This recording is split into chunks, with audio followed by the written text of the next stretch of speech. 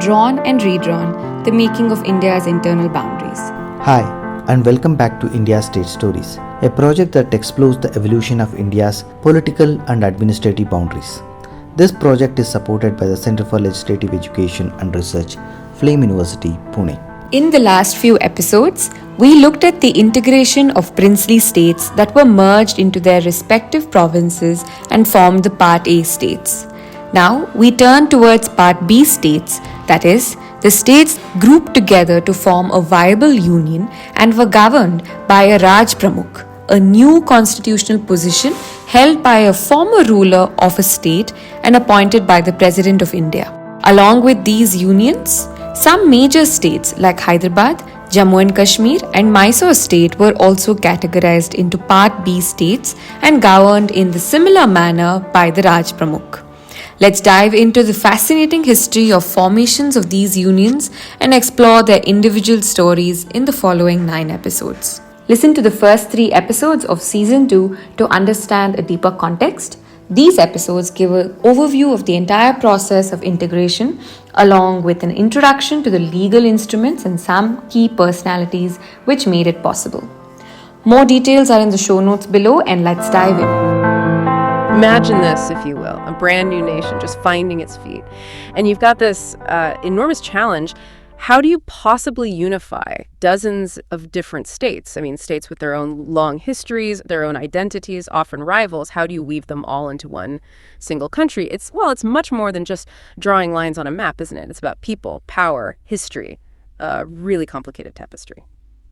Welcome to the Deep Dive. Today we're zeroing in on a really fascinating piece of that puzzle, the integration of the Malwa states, right there in central India, how they became the Union of Madhya Bharat after India's independence.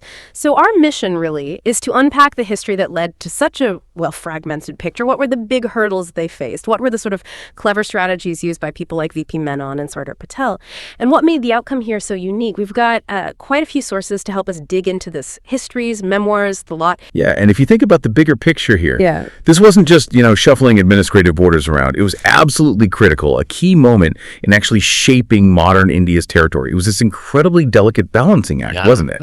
You had history, existing power structures, and then this need for a clear vision for the future, all needing to be managed very carefully. What happened here really did lay some important groundwork. Okay, let's paint that picture then.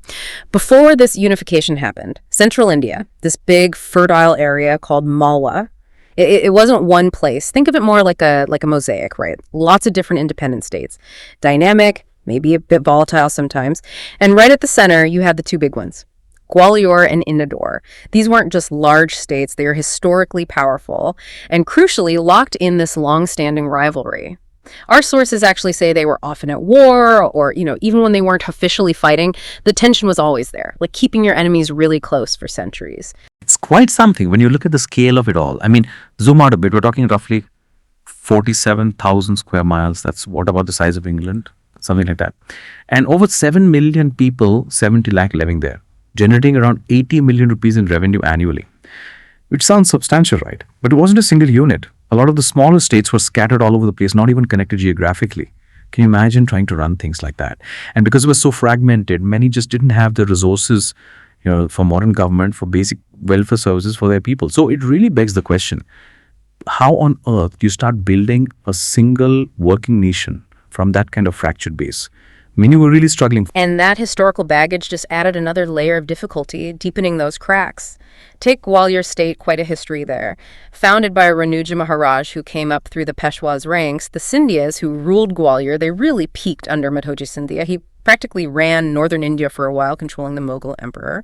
But then under Daulat Rao Scindia, things went downhill a bit, and Gwalior ended up signing a subsidiary alliance treaty with the British in 1817, basically trading independence for protection, giving up a lot of control. Meanwhile, you had Indore, ruled by the Holkar family. And like we said, these 2 powerhouses, Gwalior and Indore, just had this intense, often hostile history, almost like a huge family feud playing out over generations on this grand stage. So, okay, we have this picture, fragmented, lots of states, deep rivalries, complex history. Sounds like a diplomatic nightmare, frankly. Yeah. How did anyone even start to untangle that, to get them talking, let alone working together? What were the biggest initial roadblocks to forming Madhya Bharat? Well, the hesitation was definitely deep-seated. It really stemmed from, a basic instinct for self-preservation. The Maharajas of Gwalior and Indore, you can understand why, they were pretty reluctant to just, throw their sovereignty into a common pot. It was their birthright, as they saw it. In Gwalior particularly, there was this really strong feeling against losing what they called their distinct identity, their unique history, their culture. It wasn't just about land. It felt like giving up who they were, generations of tradition and rule. And some rulers even felt, maybe it was a fear, that the Maratha states, like theirs, were being specifically targeted, singled out for obliteration, as one source puts it. They perhaps felt they were getting a raw deal compared to, say, the Rajput states. Right. So not just political maneuvering, but real anxieties, maybe even paranoia, tied up with centuries of history and strained relationships. How did that personal animosity, that human element, affect the practical job of trying to merge these states? Oh, hugely. You nailed it. Beyond the pure politics, there was all this historical baggage, really strained relations, sometimes outright hostility between the ruling families themselves. Imagine trying to get two families who've been feuding for generations to suddenly sit down and design a government together. It's a massive challenge. And another key thing. In other parts of India, you often had strong popular movements demanding responsible government, pushing for change from below. That was a big driver for mergers elsewhere. But here, in central India, that popular pressure was initially weaker.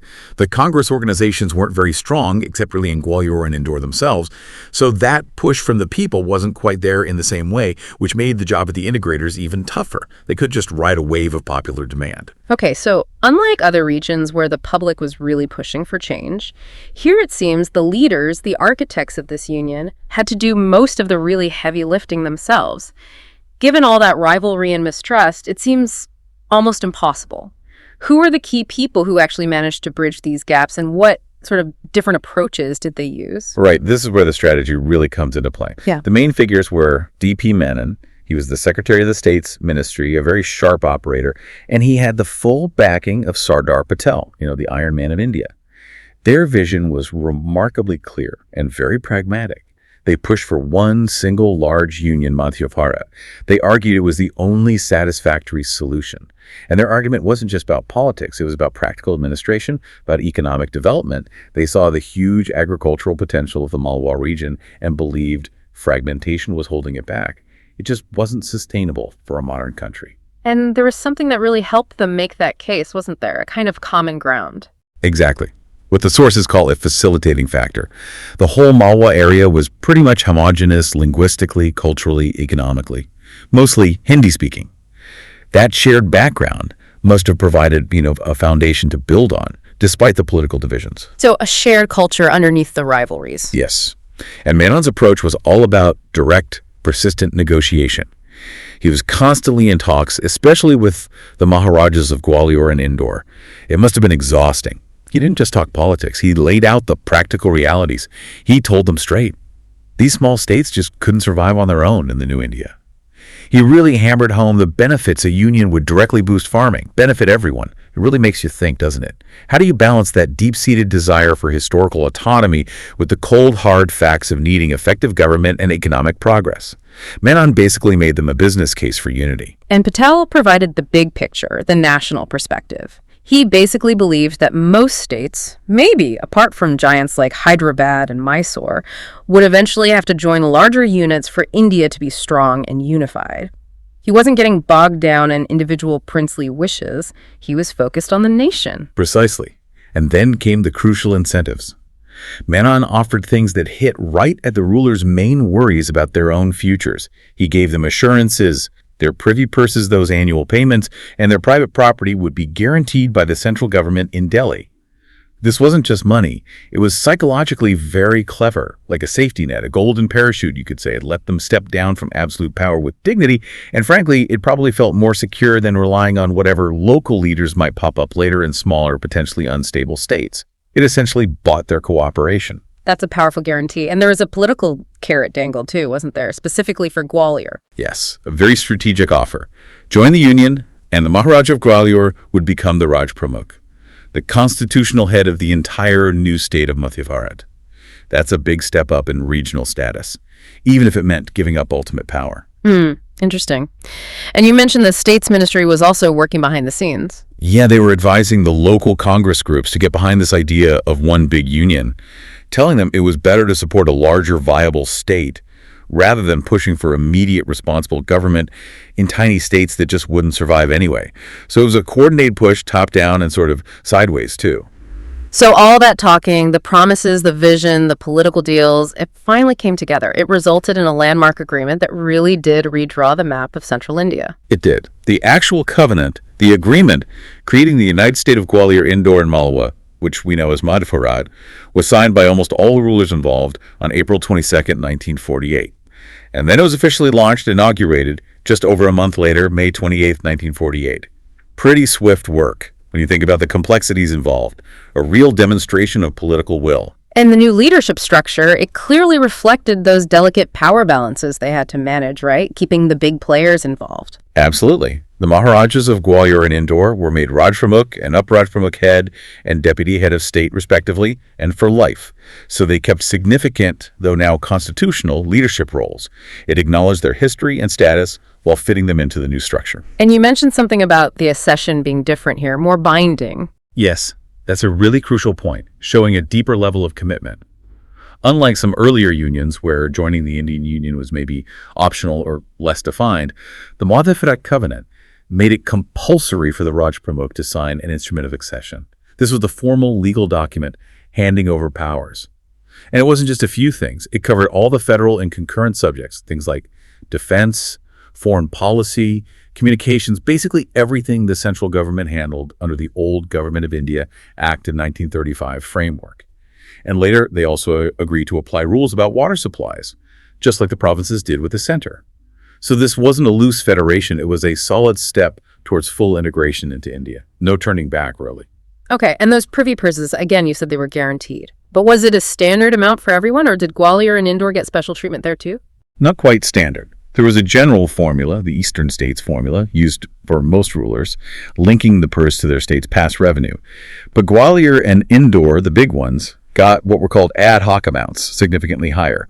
Gwalior's Maharaja got 25 lakh rupees annually. Indore's got 15 lakh. That was way above the usual ceiling, which was around 10 lakh for other rulers. And the sources are pretty clear why.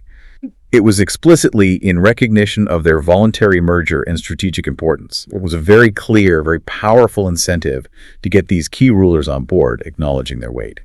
Now, moving beyond the politics and the money, which often grab the headlines in these stories, there was something else quite unique woven into the fabric of this new union, wasn't there? Something addressing a specific social issue. Yes, absolutely.